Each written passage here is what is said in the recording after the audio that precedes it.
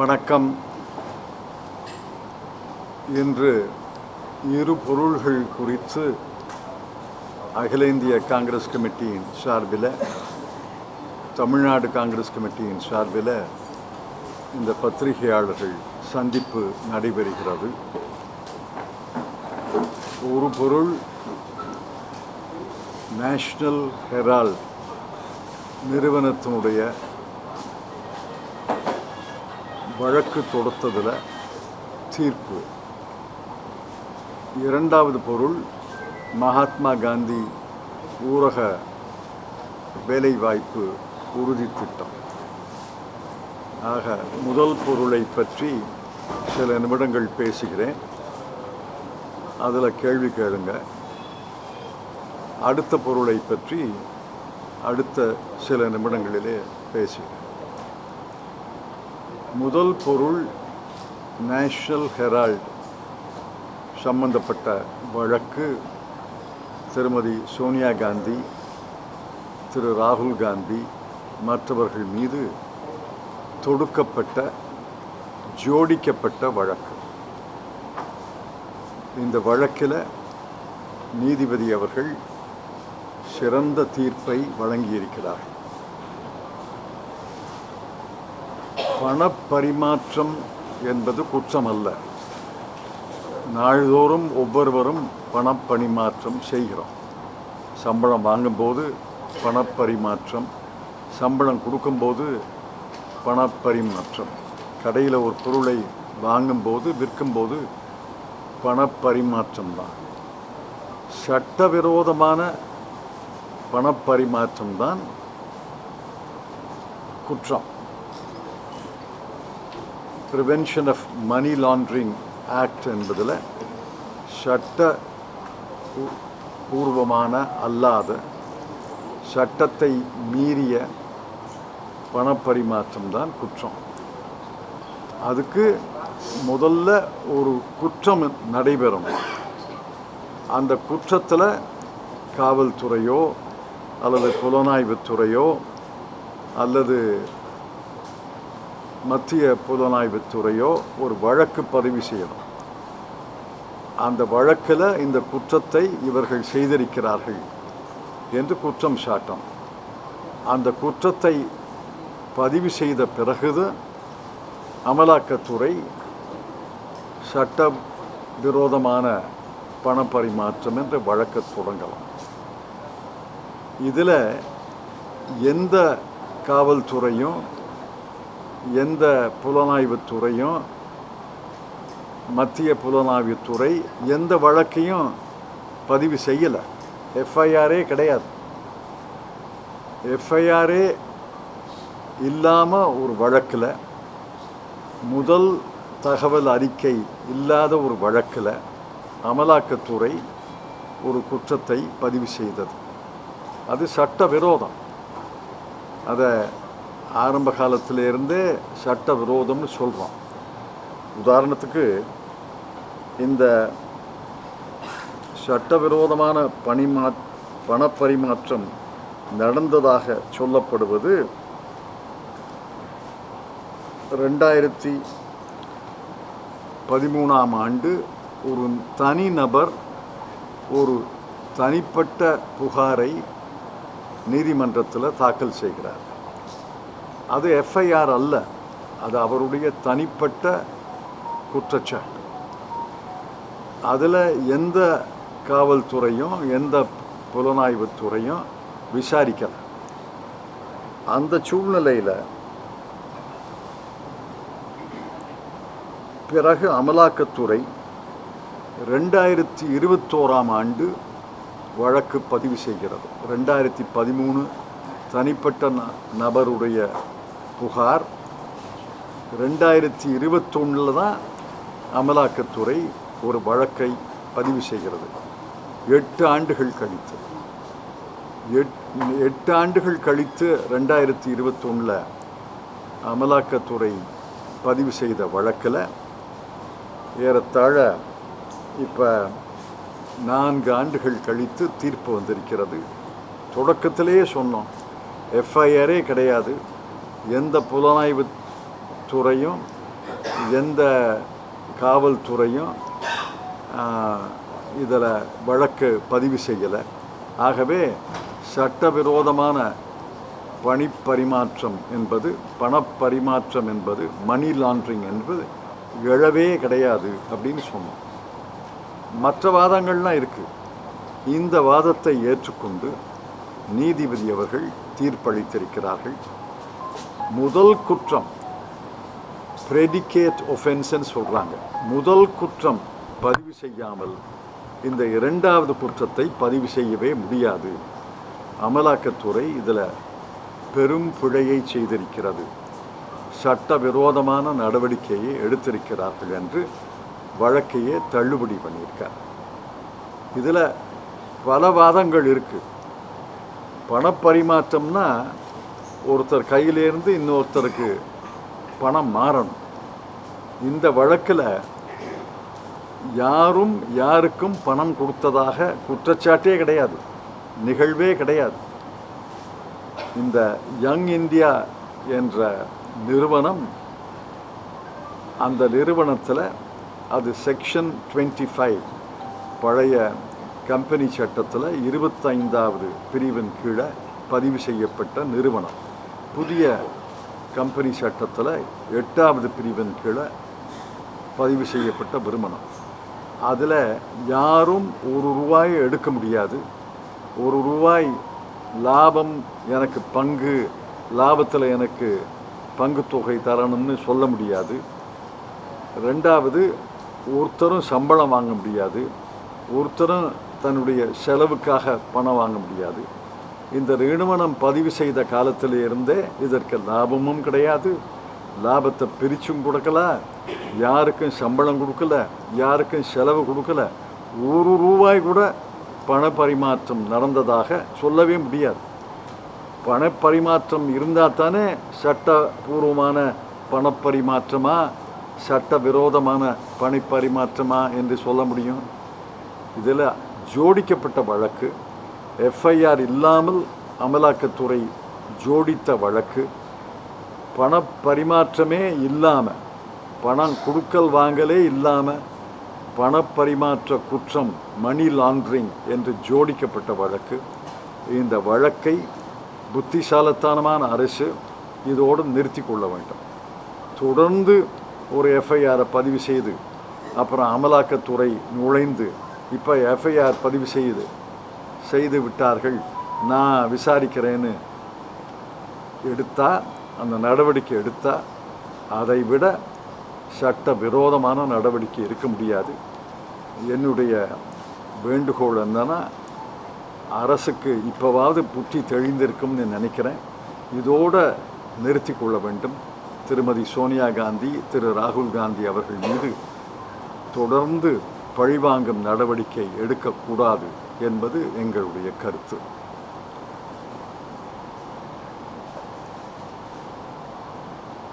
அதாவது கேள்விகள் இருக்கா?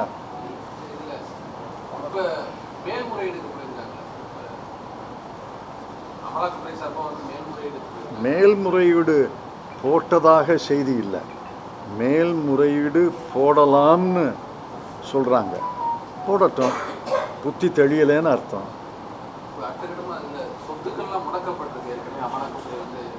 சொத்துக்கள்லாம் இப்போ முடக்க முடியாது.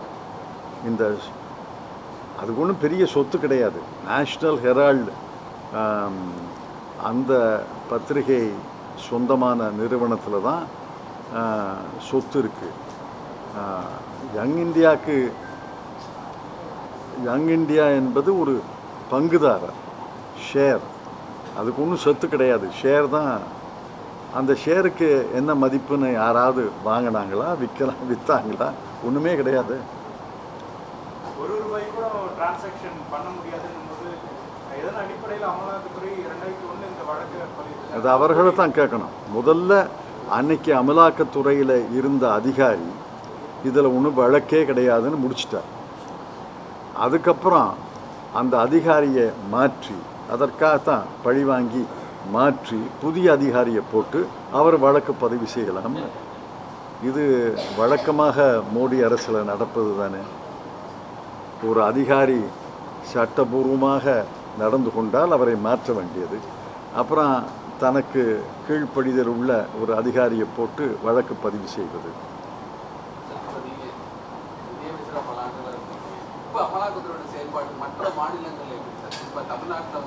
மற்ற மாநிலங்கள் கிடையாது, அமலாக்கத்துறை ஒன்று தான். எல்லா மாநிலங்கள்லேயும் அவங்களுக்கு அதிகாரம் இருக்குது. ஆனால் பாரதிய ஜனதா கட்சி ஆளாத மாநிலங்களில் தான் அவங்க கவனம் செலுத்துகிறாங்க. பாரதிய ஜனதா கட்சி ஆளுகின்ற மாநிலங்களில் எந்த வழக்கும் பதிவு செய்ததாக தெரியலையே.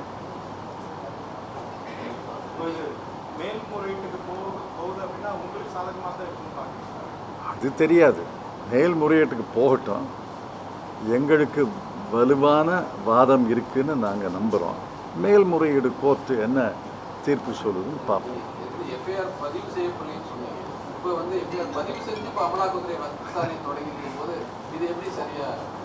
பதிவு செய்யாத வழக்கில் அமலாக்கத்துறை எப்படி மணி லாண்டரிங் வழக்கை பதிவு செய்யலாம் என்பது தான் நீதிபதியுடைய தீர்ப்பு. அதை வாதத்தை வச்சோம். 4 வருஷமாக அந்த வாதம் நடக்குது. இப்போ தான் தீர்ப்பு வந்திருக்கு. இந்த வாதம் வெல்லும் என்ற அச்சத்தில் தான் ஒரு எஃப்ஐஆரை பதிவு செஞ்சுருக்காங்க. அதெல்லாம் ஒன்றும் பயன் தராது.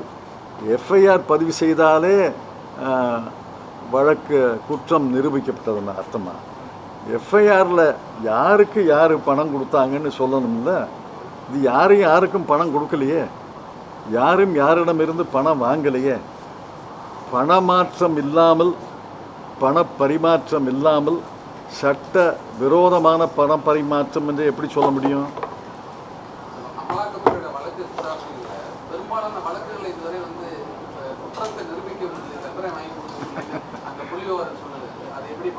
புள்ளி விவரங்கள்லாம் எனக்கு தெரியாது.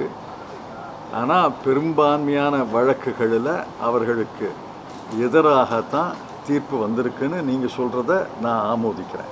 அமலாக்கத்துறை தமிழ்நாடு பொறுத்த வரைக்கும் பல கேஸ்கள் டிஎம்கேவே டார்கெட் பண்ணி கொண்ட மாதிரி பண்ணாங்க. போதைப்பொருள் கேஸ் வேறு என்ன பண்ணுவாங்க? ஆகாஷ் பாஸ்கர் ஒரு கேஸ் பண்ணாங்க. அதை கொடுத்து ரீசெண்டாக கோர்ட்டில் அவங்க வந்து மன்னிப்பு கேட்க முடியாச்சு. அவங்க செயல்பாடு திமுகவை வந்து தனிப்பட்ட முறையில் டார்கெட் பண்ணுற மாதிரி. Adding to that commissioner of போலீஸ்க்கு வந்துட்டு போலீஸ் கம்ப்ளைண்ட் ரெஜிஸ்டர் பண்ணணும், எஃப்ஐஆர் ரெஜிஸ்டர் பண்ணணும்னே கூட ஆட் பண்ணியிருக்காங்க. அதெல்லாம் தீர்ப்பு வரட்டும். அவங்களுக்கு இந்த நீதிபதி தீர்ப்பு பாடமாக இருக்கும் என்று நான் நம்புகிறேன். பாடம் கற்றுக்காட்டி என்ன பண்ணுறது? வகுப்பறைகளில் ஆசிரியர் நல்லா தான் பாடம் சொல்கிறாரு, சில மாணவர்கள் படிக்கவே மாட்டேங்கிறாங்கன்னா நான் என்ன பண்ணுறது? இந்த வழக்குகள் காங்கிரஸ் தோல்விக்கு ஒரு காரணமாக வந்து பார்க்குறேன். இந்த வழக்கு தோல்விக்கு காரணம்னு சொல்ல முடியாது. இந்த வழக்கை ஒற்றி சித்தரிக்கப்பட்ட சித்திரம், அந்த நெரட்டிவ்னு சொல்கிறாங்களே ஆங்கிலத்தில், ஒரு சித்திரம் சில நேரங்களில் சில மாநிலங்களில் எங்களை பாதிக்குது. ஏன்னா மக்கள் மத்தியில் ஊடகங்கள் இதை பெரிதுபடுத்தி போடுங்க. நீங்கள் தான், வேற யார்? அந்த வழக்கினுடைய உண்மையை தெளிவுபடுத்தாமல் அரசு சொல்கிறதையெல்லாம், அமலாக்கத்துறை சொல்கிறதையெல்லாம் பெரிதுபடுத்தி அதை பூதாகரமாக செய்தி வெளியிடுவதை மக்களை பாதிக்கத்தானே செய்யும். சார், இப்போ பொதுவாக மக்கள் புரிஞ்சுக்கிற மாதிரி நேஷனல் ஹெரால்டு வந்து இப்போ யாருடைய கட்டுப்பாட்டில் இருக்குது, அது எப்படி இயங்கும், அதனுடைய டிரான்சாக்ஷன் எவ்வளோ பேர் பணியாற்றுறாங்க, இதை பற்றிலாம் கொஞ்சம் சொன்னால் மக்கள் கொஞ்சம் எளிமையாக. நேஷ்னல் ஹெரால்டு இன்னைக்கு டிஜிட்டல் பேப்பர் தான். வாரத்துக்கு ஒரு முறை பிரிண்ட் பேப்பர் வெளியிடுறாங்க. டிஜிட்டல், ஆங்கிலத்தில் ஹிந்தியில் டிஜிட்டல் பேப்பர் தான். அதற்கு சில குறிப்பிட்ட பணியாளர்கள் இருக்காங்க, எத்தனை பேர் எனக்கு தெரியாது. ஆனால் டிஜிட்டல் பேப்பர் தயாரிக்கிறதுக்கு குறிப்பிட்ட நிருபர்கள் இருந்தால் போதும், ஆசிரியர்கள் இருந்தால் போதும். டிஜிட்டல் பேப்பர் நாள்தோறும் வெளிவருது. வாரத்துக்கு ஒரு முறை ஞாயிற்றுக்கிழமை அன்று பிரிண்ட் பேப்பர் வருது. அதற்கு சம்பளம் கொடுக்கறதுக்கு ஏதோ வருமானம் இருக்குது. பெரிய லாபமெல்லாம் கிடையாது, லாபமே கிடையாதுன்னு நினைக்கிறேன். பெரிய லாபமெல்லாம் இருக்காது. அவங்க யாருக்கும் லாபத்தில் டிவிடெண்ட் கொடுத்ததாக எனக்கு செய்தி கிடையாது. டிவிடெண்ட் யாரும் கொடுக்கல. லாபம் இருந்தால் தானே டிவிடெண்ட் கொடுக்க முடியும். டிவிடெண்ட்டே கொடுக்காத போது சம்பளம், மின்சாரம், தண்ணி, அதுக்கு வரி கட்டி ஒரு டிஜிட்டல் பேப்பரை நடத்துகிறாங்க. சுதந்திர போராட்ட காலத்தில் காங்கிரஸ் கட்சியினுடைய போர்வாளாக இருந்தது நேஷ்னல் ஹெரால்ட்.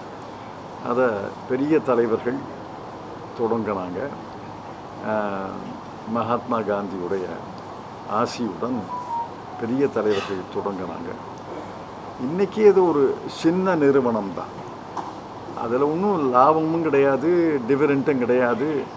அந்த பணியாளர்கள் தேச பக்தி உணர்வோடு பணியாற்றுகிறார்கள்னு நான் நம்புகிறேன்.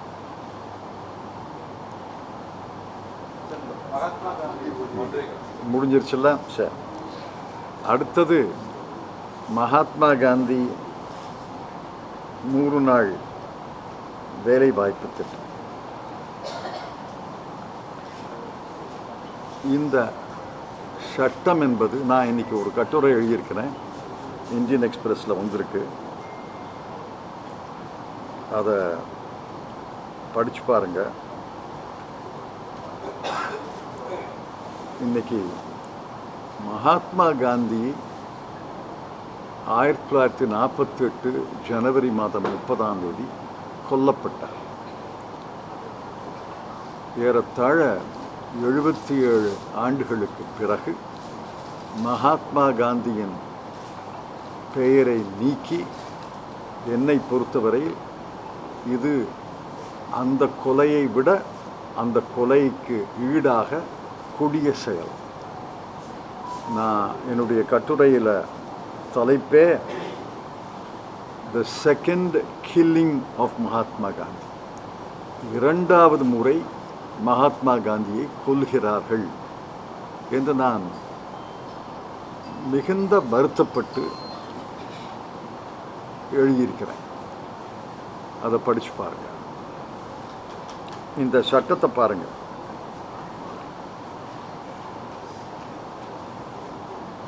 இந்த சட்டம் என்பது மகாத்மா காந்தியின் பெயரை எடுப்பது ஒன்று, வாயிலேயே நுழையாத ஒரு பெயரை வச்சிருக்கிறது ஒன்று. ஹிந்தி சொற்களை ஆங்கில எழுத்தில் எழுதுனா, Hindi words in English letters, அது ஹிந்தியா ஆங்கிலமா? இது ஹிந்தியும் அல்ல, ஆங்கிலமும் இல்லை. ஹிந்தி சொற்களை ஆங்கில எழுத்துக்களில் எழுதுவது. உதாரணமாக, தமிழ் சொற்களை வங்காள எழுத்துக்களில் எழுதுனா தமிழர்களுக்கும் புரியாது, வங்காளிகளுக்கும் புரியாது. ஹிந்தி சொற்களை ஆங்கில எழுத்துக்களில் எழுதுனா ஆங்கிலம் தெரிந்தவர்களும் புரியாது, ஹிந்தி தெரிந்தவர்களுக்கும் புரியாது. யாருக்கு புரியுது? அமைச்சர்களுக்கே புரியல. என்னமோ VBG ராம் ஜி அப்படின்னா என்ன அர்த்தம்? மகாத்மா காந்தியை விட இந்த திட்டத்துக்கு பொருத்தமான பெயரா? அது ஒரு பக்கம் இருக்கும். இந்த சட்டம், இந்த சட்டத்தின் கீழே வடிவமைக்கும் புதிய திட்டத்து பொருட்களை பாருங்கள். ஒன்று, நம்முடைய 100 நாள் வேலை திட்டம் என்பது எல்லாருக்கும் பொருந்தும். யார் வேணாலும் வேலைக்கு பதிவு செய்யலாம். இந்தியா முழுவதுக்கும் பொருந்தும். எல்லா மாவட்டங்களுக்கும், எல்லா மாநிலங்களுக்கும் பொருந்தும். கேரண்டி இருந்தது. 2வது, இந்த ஊதியங்களை மத்திய அரசு பொறுப்பெடுத்தது. இந்த பணத்துக்கு மத்திய அரசு பொறுப்பு. 3வது, மாநில அரசினுடைய பங்களிப்பு என்பது 25% மெட்டீரியல் காஸ்ட். அந்த பொருள்களை பயன்படுத்தினா அதற்கு 25% தான் மாநில அரசுகளுடைய பங்களிப்பு. மொத்த ஊதியங்கள் மத்திய அரசினுடைய பொறுப்பு. பொருள்களின் செலவில் 75% மத்திய அரசின் பொறுப்பு. 4வது, யாருக்காவது வேலை கேட்டு வேலை மறுக்கப்பட்டால் வேலையின்மை அலவன்ஸ் தரணும். 5வது, காலப்போக்கில் இந்த திட்டம் பெரும்பகுதி தமிழ்நாட்டை பொறுத்த வரைக்கும் 90-95% பெண்களுக்கு பங்களித்தது, பெண்களுக்கு வேலை கொடுத்தது. இந்த திட்டத்தினுடைய நோக்கம் என்ன? 2004ஆம் ஆண்டு இந்த திட்டத்தை நான் 2004-2005 வரவு செலவு திட்டத்தில் பட்ஜெட்டில் அறிவித்த போது அதற்கு பின்னாடி நீண்ட நெடிய கலந்தாலோசனை இருந்தது. திருமதி சோனியா காந்தி, டாக்டர் மன்மோகன் சிங், அது கூட்டணி ஆட்சி என்பதால் கூட்டணி கட்சிகளுடைய தலைவர்கள், பொருளாதார நிபுணர்கள், நிர்வாகத்தினர், அதிகாரிகள், சமூகவியல் அறிஞர்கள் எல்லாரையும் கலந்து அதை மிக ஆலோசித்து அதனுடைய சாதக பாதகங்களை எல்லாம் விவாதித்து இந்த சட்டத்தை உருவாக்கி, இந்த சட்டத்தை நான் அறிவித்தேன். 2004-2005 வரவு செலவு திட்டத்தில் நான் உரையாற்றும் போது இதை அறிவித்தேன். டிசம்பர் மாதம் தான் இந்த சட்டம், வரைவு சட்டம் தாக்கல் செய்யப்பட்டது. ஆக ஒரு 8-6-7 மாதங்கள் விரிவான கலந்தாலோசனை, எல்லாரையும் கலந்து தான் இந்த வரைவு சட்டம் அறிமுகப்படுத்தது. ஒன்று தெரிஞ்சுக்குங்க, நாடாளுமன்றத்தில் 2 அவைகளிலையும் ஏகமனதாக ஏற்றுக்கொள்ளப்பட்டது. பாரதிய ஜனதா கட்சி எதிர்க்க முடியலை, எதிர்க்க காரணம் இல்லை. எல்லா கட்சிகளும், கூட்டணி கட்சிகள், ஆளுங்கட்சிகள் மட்டுமல்ல, எதிர்கட்சிகளும் இதை ஏற்றுக்கொண்டுதான். அப்போ எதிர்கட்சி தலைவராக வாஜ்பாய் இருந்தார்னு நினைக்கிறேன். அவர் சம்மதத்தோடு ஏகமனதாக நிறைவேற்றப்பட்டது.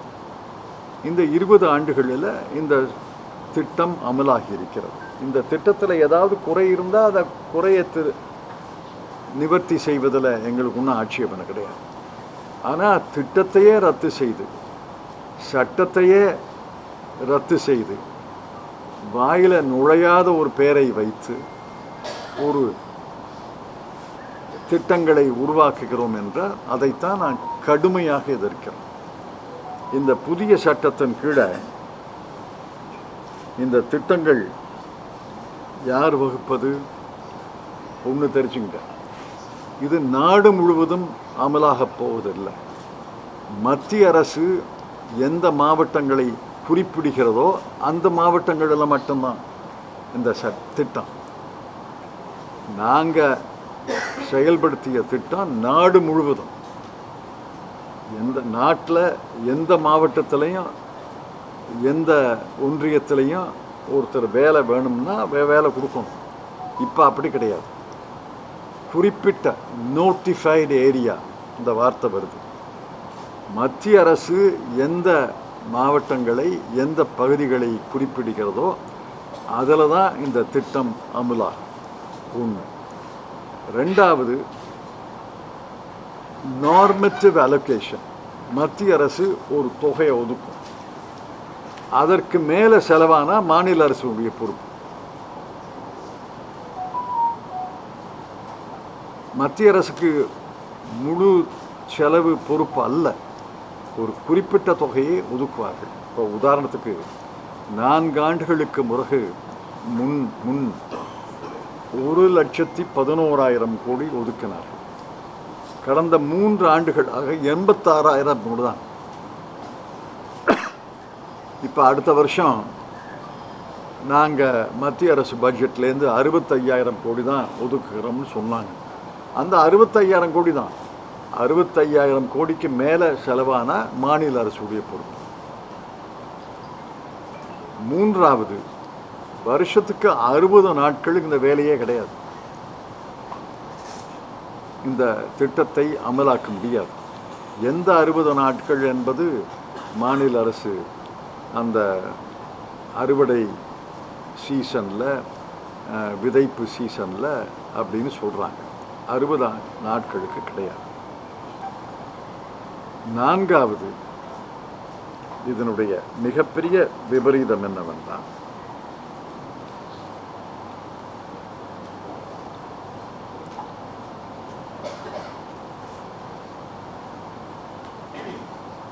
வேலை கேட்டு வேலை கொடுக்கறதில்ல, வேலை கொடுத்தா தான் வேலை கேட்க முடியும். இதை புரிஞ்சுக்கங்க.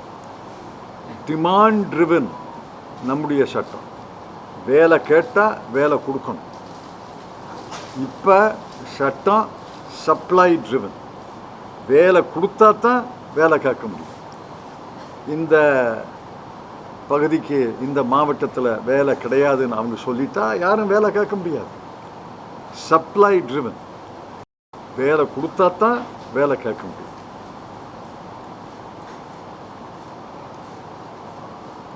விபரீதமான ஒரு ஷரத்து என்னன்னா, மாநில அரசினுடைய நிதி ஆதாரத்தை பொறுத்துத்தான் மாநில அரசுக்கு இந்த கடமை இருக்கிறது. முன்னாடி மத்திய அரசுக்கு இந்த கடமை இருந்தது. ஆண்டு முழுவதும், நாடு முழுவதும் இந்த கடமை இருந்தது. இப்போ மாநில அரசுக்கு தள்ளிவிட்டாங்க. மாநில அரசு கடமை என்பது எக்கனாமிக் கெப்பாசிட்டி. அவங்க நிதி ஆதாரத்தை பொறுத்து தான் அவர்கள் திட்டம் வகுக்கணும். எங்களுக்கு நிதி ஆதாரம் கிடையாது, நாங்கள் 5000 கோடி தான் செலவழிக்க முடியும்னா 5000 கோடி தான் திட்டம். இப்போ நடப்பு ஆண்டில் 25,000 கோடி செலவழிச்சிருக்காங்க. நம்ம நாளைக்கு ஒரு மாநில அரசு எனக்கு நிதி ஆதாரம் கிடையாது, நான் 5000 கோடி தான் செலவழிப்பேன், 1000 கோடி தான் செலவழிப்பேன்னா இந்த திட்டம் நடைபெறாது. இந்த மாதிரி பல விபரீத குறைபாடுகள் உள்ள திட்டம். இது நாடு முழுவதும் அமலாகாது. அவங்க மத்திய அரசு குறிப்பிட்ட பகுதிகளில் மட்டும்தான் அமலாகும். ரெண்டாவது, அவங்க எவ்வளவு தொகை ஒதுக்குகிறாங்களோ அதுக்கு தான் அமலாகும். வேலை கொடுத்தா தான் வேலை கேட்க முடியும். மாநில அரசு நீ வேலை கொடுக்கலாம், எனக்கு நிதி ஆதாரம் கிடையாதுன்னா இந்த திட்டம் அமலாகும். இது கேரண்டி சட்டமே கிடையாது, கேரண்டி இல்லாத சட்டம். இது ஏன் கேரண்டி சட்டம்னு சொல்கிறாங்க? யார் கேரண்டி? மத்திய அரசு கேரண்டி கிடையாது, மாநில அரசுக்கு தள்ளிவிட்டது. மாநில அரசு நிதி ஆதாரம் கிடையாதுன்னு கடமையிலிருந்து விலகலாம். நல்ல வேளை இந்த மாதிரி மோசடியான திட்டத்துக்கு மகாத்மா காந்தி பெயரை வைக்கிறத நாங்கள் விரும்பலை. மகாத்மா காந்தியை 2வது படுகொலை செய்திருக்கிறார்கள் என்பது ஒரு புறம் இருக்கு. இந்த சட்டம் மக்களுக்கு பயனில்லாத சட்டம், பெண்களை பெரிதும் பாதிக்கும். இன்னைக்கு நாட்டில் 12 கோடி பேர் இந்த 100 நாள் வேலைவாய்ப்பு திட்டத்தை நம்பி இருக்கிறாங்க. அதில் ஏறத்தாழ 8 கோடி பேருக்கு ஜாப் கார்டு இருக்குது, வேலை அட்டை இருக்குது. அதில் ஒரு காலத்தில் உதாரணத்துக்கு 2020-21 7.5 கோடி பேர் பலன் கிடைத்தது. நடப்பாண்டில் 4.5 கோடி தான் பலன் கிடைக்கும். பல இடங்களில் இந்த திட்டத்தை செயல்படுத்துவது கிடையாது. இந்த புதிய சட்டம் வந்தால் எந்த இடத்துலையும் இது நடைபெறாது. அவர்களுக்கு தேவையான இடங்களில் தேவையான காலங்களில் அமல் செய்வாங்க. என்ன ஆகும்னு சொல்கிறேன். தேர்தலுக்கு முன்னாடி பாரதிய ஜனதா கட்சி ஆளுகின்ற மாநிலங்களில் இந்த திட்டத்தை அறிவிப்பாங்க. பாரதிய ஜனதா கட்சி ஆளாத மாநிலங்களில் ஒரு மாவட்டத்தை அறிவிப்பாங்க. இப்போ தமிழ்நாட்டில் 32-33 மாவட்டம் இருக்கிறது. 38 மாவட்டங்கள் இருக்கு. இந்த 38 மாவட்டங்களில் தேர்தல் காலத்தில், தேர்தலுக்கு முன்னாடி ஒரு 6 மாதம் 3 மாவட்டத்தில் தான் நாங்கள் செயல்படுத்துகிறோம்னு சொன்னால் என்ன பண்ணுறது? அவங்க ஆளுகின்ற மாவட்டங்களில், மாநிலங்களில் எல்லா மாவட்டத்திலையும் குறிப்பிடுவாங்க. ஒன்று. ரெண்டாவது, இந்த திட்டம் செயல்படக்கூடாதுன்னு நினச்சாங்கன்னா மாநில அரசு என்ன சொல்லும்? எனக்கு 40 மாவட்டங்கள் இருக்குது, நீ தயவு செய்து 40 மாவட்டங்கள்லையும் அமல் செய்யலை, ஒரு 5 மாவட்டத்தை ஒப்புக்காக செய்யுன்னு சொல்லுவோம். 5 மாவட்டத்தில் செய்யும்போது அவங்க எனக்கு பெரிய தொகையை ஒதுக்கிறாது, நீ 60 ரூபா கொடுத்தா நான் 40 ரூபா கொடுக்கணும், 10 கோடி கொடுத்தா நான் 4 கோடி, நான் ஒரு 6 கோடி கொடுத்தா நான் 4 கோடி கொடுக்கணும், 2 கோடி கொடு, 2 கோடி கொடுத்தா நான் 1.5 கோடி கொடுக்குறோம் அப்படின்னு சொல்லுவோம். இதெல்லாம் கேரண்டி திட்டமே கிடையாது, கேரண்டி இல்லாத திட்டம். இதில் யார் பாதிக்கப்படுவார்கள்? பரம ஏழைகள் தான் பாதிக்கப்படுவார்கள். மிக மிக ஏழைகள். அந்த வேலை செஞ்சாதான் இரவில் அடுப்பு எரியும், ஏதோ ஒரு வேளை உணவு கிடைக்குங்கிற நிலையில் இல்லாமல் பல கோடி மக்கள் இந்தியாவில் இருக்கிறாங்க. என்னுடைய கணக்கு 12 கோடி மக்கள் அந்த மாதிரி இருக்காங்க. வேலை கிடைச்சா தான், அன்னைக்கு அன்றாட கூலி வேலை கிடைச்சா அடுப்பு எரியும், அன்றாட கூலி வேலை கிடைக்காட்டி அடுப்பு எரியாது. இந்த திட்டம் என்பது ஒரு பெரிய பாதுகாப்பு வலை, சேஃப்டி நெட்னு சொல்லுவோம். எங்கேயுமே வேலை கிடைக்காட்டி 100 நாள் வேலை வாய்ப்பு திட்டத்தில் போய் 250 ரூபா 270 ரூபா கிடைக்கும். அதெல்லாம் கிடையாது. பாதுகாப்பு வலையே கிடையாது. சேஃப்டி நெட்டையே எடுத்துட்டாங்க. மிக மிக ஏழை மக்கள், எல்லாரும் ஏழைன்னு நான் சொல்லலை, எல்லாரும் இந்த திட்டத்தை நம்பித்தான் இருக்கிறாங்கன்னு சொல்லலை. நாடு கொஞ்சம் கொஞ்சமாக முன்னேறி வருகிறது. நம்ம காலத்தில் 8%, இவங்க காலத்தில் 6% என்பது முன்னேற்றம் தான். நம்ம காலத்தில் வளர்ச்சி விகிதத்தை விட குறைந்த வளர்ச்சி விகிதம்தான். ஆனால் வளர்ச்சி இருக்குது. அந்த வளர்ச்சியில் ஒரு 10-12 கோடி பேர் பலன் பெறலை. அதுதான் உண்மை. எல்லா கிராமத்துலேயும் ஒரு 5 குடும்பம், 6 குடும்பம், 10 குடும்பம் இருக்குது. பரம ஏழைகளாக இருக்கிறாங்க. அவங்களுக்கு கல்வி கிடையாது, வேலை கிடையாது. அவர்கள் நம்பி இருந்தாங்க, இந்த திட்டத்தை நம்பி இருந்தாங்க. இந்த திட்டத்தை நம்பி இருக்க முடியாது. அவர்கள் பல பேர், பல குடும்பங்களில் 30 நாட்களில் ஒரு 7-8 நாட்கள் பட்டினியாக தான் படுக்க போகணும். இதை கடுமையாக எதிர்க்கிறோம். இன்று காலை திருமதி சோனியா காந்தி அவர்கள் ஒரு வீடியோ பதிவு செய்திருக்கிறார்கள். அந்த வீடியோ ஹிந்தியில் பதிவு செய்திருக்கிறார்கள். ஆங்கில மொழிபெயர்ப்பு வந்திருக்கிறது. அதை தமிழ்லேயும் ஊடகங்கள் மொழிபெயர்த்து வெளியிடும் என்று நம்புகிறேன். காங்கிரஸ் கட்சி இதை உறுதியாக எதிர்க்கும். கிராமம் கிராமமாக இந்த எதிர்ப்பு எழும். வீடு வீடாக இந்த மோசடியை அம்பலப்படுத்துவோம். இந்த சட்டம் ரத்தாகும் வரை எங்கள் போராட்டம் நடைபெறும் என்று தெரிவிக்கிறேன்.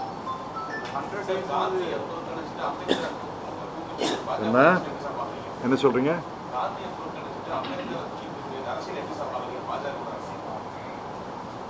அதாவது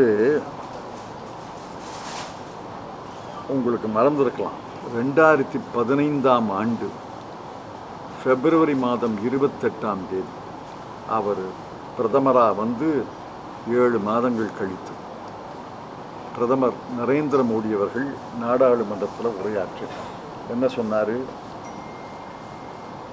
நான் இந்த மகன்ரேகா திட்டத்துக்கு விரோதி, ஆனால் என்னுடைய அரசியல் உள்ளுணர்வு என்ன சொல்கிறது என்றால், இந்த மகன்ரேகா திட்டத்தை ரத்து செய்யாதே என்று சொல்கிறது. காரணம், இந்த மகன்ரேகா திட்டம் என்பது ஐக்கிய முற்போக்கு கூட்டணி அரசினுடைய தோல்வியினுடைய நினைவு சின்னமாகும். எங்களுடைய அரசனுடைய தோல்வியினுடைய நினைவு சின்னமாக இருக்கும். ஆங்கிலத்தில் அவர் சொன்னது, my political sense tells me never to scrap MGNREGA. It is a living monument to your failures. எங்களை பார்த்து நாடாளுமன்றத்தில் சொன்னார். இன்னைக்கு இதை ரத்து செய்திருக்கிறாருன்னா இதற்கு பதிலாக ஒரு மோசடியான ஒரு திட்டத்தை அறிவிக்கிறார். இதை பறைசாற்றுவாங்க. ஊர் ஊராக சென்று நரேந்திர மோடி அவர்கள் பேசுவார். இந்த திட்டத்தினுடைய பெருமைகளை எல்லாம் பேசுவார். எதிரில் யாராவது பத்திரிகையாளர் இருந்தால் தானே கேள்வி கேட்கறதுக்கு. மக்கள் கேள்வியை கேட்குறாங்க, அவர் பாட்டுக்கு பேசிட்டு போயிடுவார். அதை ஊடகங்கள் பெருசாக போடும், நாள்தோறும் போடும். இப்போ தேர்தல் வருதில்ல, 5-6 மாநிலங்களில் நாள்தோறும் சென்று முழங்குவார். இந்த திட்டத்தினுடைய பெருமையெல்லாம் சொல்லுவார். இதில் எந்த பெருமையும் கிடையாது. இது ஏழை எளிய மக்களுக்கு விரோதமான சட்டம். இந்த திட்டத்தில் இது ஒரு செல்லரித்த திட்டத்தை தான் மாநில அரசுகள் அறிவிக்க முடியும். இதை எதிர்த்து காங்கிரஸ் கட்சி தொடர்ந்து போராடும். ஏற்கனவே 100 நாட்கள் முழுமையாக வேலை கொடுக்கல, 45 நாட்கள் 50 நாட்கள் தான் ஆண்டுக்கு வேலை கொடுக்குறது. அது சரிதான். 125 நாட்கள்னு அதிகரிச்சிருக்காங்க. அது சும்மா அது நிலா சாப்பாடு மாதிரி. நிலவில் போய் சாப்பாடுன்னு ஊட்டுறாங்கல்ல குழந்தைக்கு. 100 நாளே எட்டலை, 125 நாள்னு அறிவிச்சு என்ன பண்ணுறது? சராசரி இந்தியா முழுவதும் 50 நாட்கள் தான். 100 நாட்களை பூர்த்தி செய்தவர்கள் சில லட்சம்தான். 7 கோடி 5 கோடி வேலை பார்க்குறாங்கன்னா அந்த 100 நாட்களை பூர்த்தி செய்தவர்கள் ஒரு 40 லட்சம் தான். எப்படி 100 நாட்களுக்கு வேலை கொடுக்கணும்னு திட்டமிடுவதை விட 125 நாட்கள், ஏன் 125, 250ன்னு சொல்லுங்கள், 300ன்னு சொல்லுங்கள். அதை எட்ட முடியாத இலக்கை உனக்கு நான் இலக்கு வைத்திருக்கிறேன்னு சொன்னால் மக்கள் அதை நம்புவதற்கு அறிவில்லாதவர்களா? காந்தியின் பெயர் நீக்கப்பட்டது மட்டும் பிரச்சனையா, இல்ல ராமருடைய பெயர் சேர்க்கப்பட்டது பிரச்சனையா? ராமர் பேரை சேர்த்ததாக எனக்கு தெரியல. ஜி ராம்ஜின்னு போட்டிருக்காங்க. யாரோ பாரதிய ஜனதா கட்சியில் யாராவது ஜி ராம்னு இருக்கலாம். யார் பேரை வச்சிருக்காங்கன்னு தெரியல. காந்தியுடைய பெயரை நீக்கி இருக்கிறார்கள். ஜி ராம்ஜிங்கிறது பெயர் அல்ல, ஹிந்தி சொற்கள், ஆங்கில எழுத்துக்கள். அது என்னால் உச்சரிக்க முடியல, நீங்கள் முயற்சி பண்ணி பாருங்கள். இல்லை, இந்த ரெண்டு பொருளை பற்றி தான், இந்த பத்திரிகையாளர். Does Congress believe that this is a kind of way by the BJP to remove Gandhi or his identity? Of course, we strongly believe in it. According to me, it's a second killing of Mahatma Gandhi. He was killed once in January 30, 1948. They have killed him again. They killed his memory again last Friday. Sir, நாடு கொஞ்சம் கொஞ்சமாக முன்னேறி வருதுன்ற வார்த்தையை நீங்கள் சொல்லியிருந்தீங்க. அது எப்படி, எதனால் அந்த வளர்ச்சி ஏற்பட்டு? எதனாலனா மக்கள், உழவர்கள் உணவு உற்பத்தி செய்கிறாங்க, தொழிற்சாலைகள் செயல்படுது. முன்னேற்றமே இல்லைன்னு சொல்ல முடியாது. 1% வளர்ச்சி இருந்தால் கூட முன்னேற்றம் தானே. 2% வளர்ச்சி இருந்தால் கூட முன்னேற்றம் தானே. முன்னேறவே இல்லைன்னு எப்படி சொல்ல முடியும்?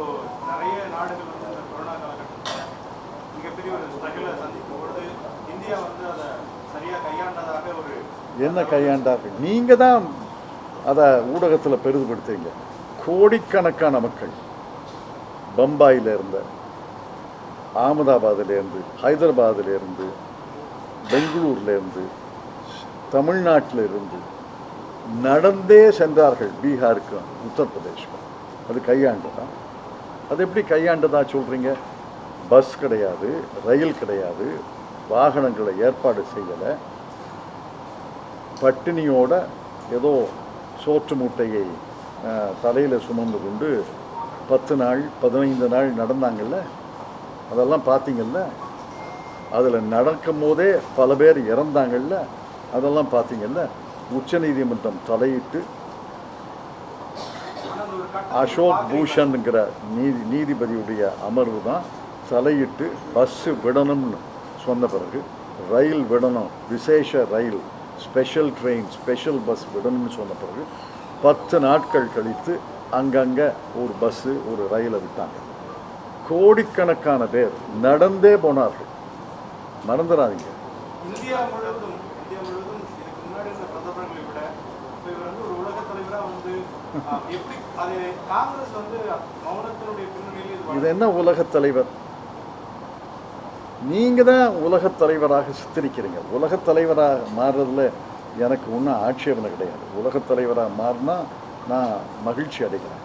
ஆனால் ஜவஹர்லால் நேருவை விட உலகத் தலைவராக இவருடைய செய்திகள் வெளிநாட்டு அந்நிய நாட்டு பத்திரிகைகளில் எவ்வளோ வருதுன்னு பாருங்கள். New York times, Washington post, London times, அதில் என்ன செய்தி வருதுன்னு பாருங்கள். நீங்கள் எங்கோ இங்கே தமிழ் பத்திரிகை, தெலுங்கு பத்திரிகையை உலகம் பூரா படிக்கிறதா நினைக்கிறீங்களா?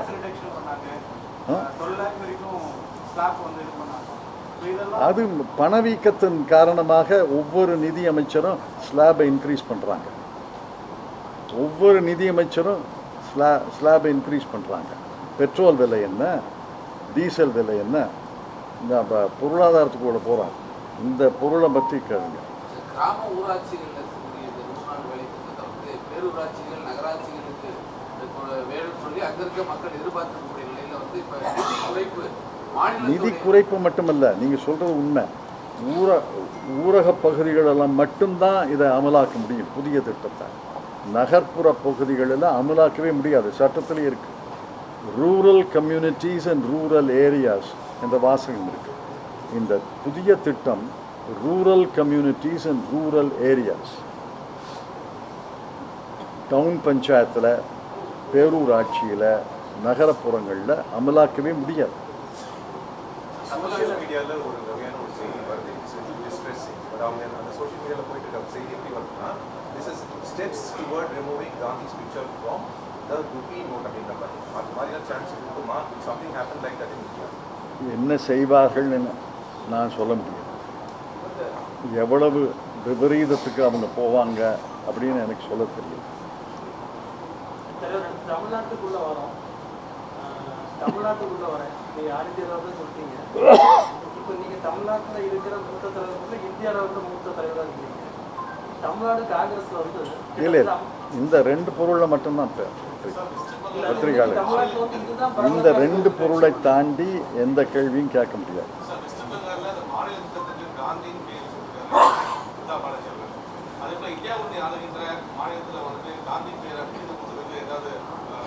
இந்த சட்டத்தில் ஷெட்யூல் 1 இந்த சட்டத்தில் பின்பகுதியில் இருக்கு.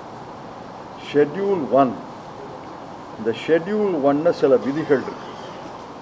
இந்த விதிகளை ஒவ்வொரு மாநிலமும் கட்டாயமாக அமலாக்க வேண்டும் அப்படின்னு விதி இருக்கு. முதல் விதி என்னன்னா, இந்த சட்டத்துக்கு விக்ஷித் பாரத், ஜி ராம்ஜி என்ற பெயரைத்தான் சூட்ட வேண்டும் என்று விதி இருக்கு. இந்த விதியை யாராவது மாநிலம் மீறினா பணம் கொடுக்க மாட்டாங்க. அப்படிதான் நான் சட்டத்தை படிக்கிறேன்.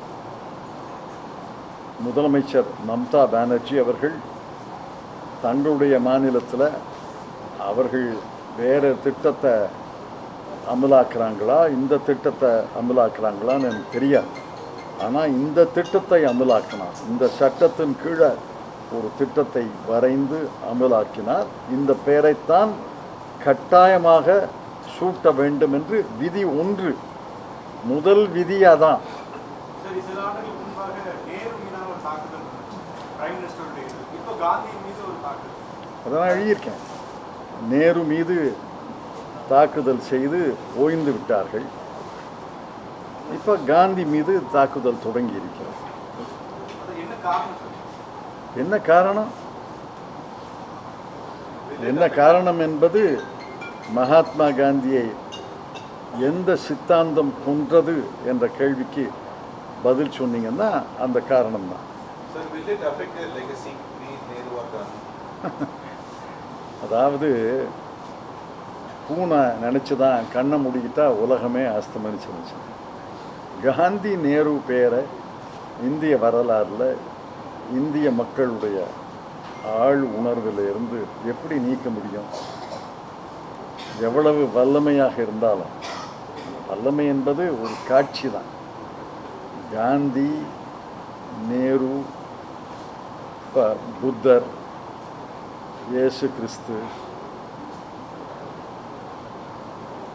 முகமது நபிகள், மகாவீரர், தலை சிறந்த தலைவர்கள்,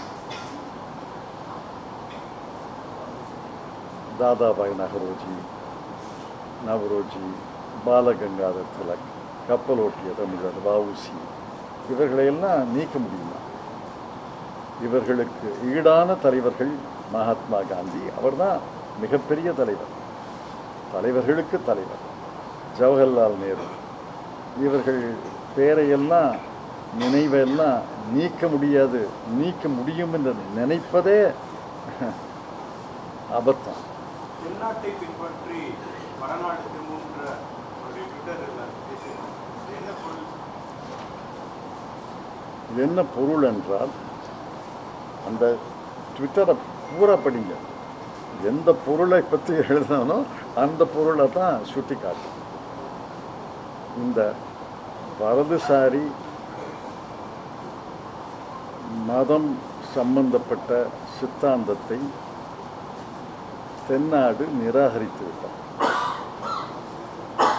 அந்த பாதையில் வடநாடும் திரும்பும்னு நான் நம்புகிறேன், வேண்டுகிறேன், ஏங்குகிறேன்.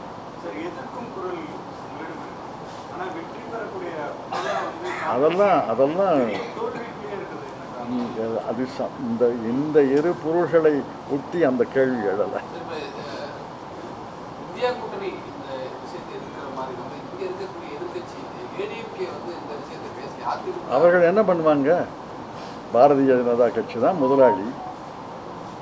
முதலாளி சொன்னபடி தானே செய்வாங்க. அதாவது இந்த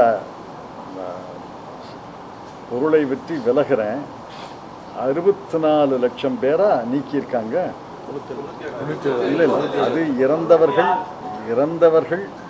இரட்டை பதிவு, அதை விட்டுருங்க.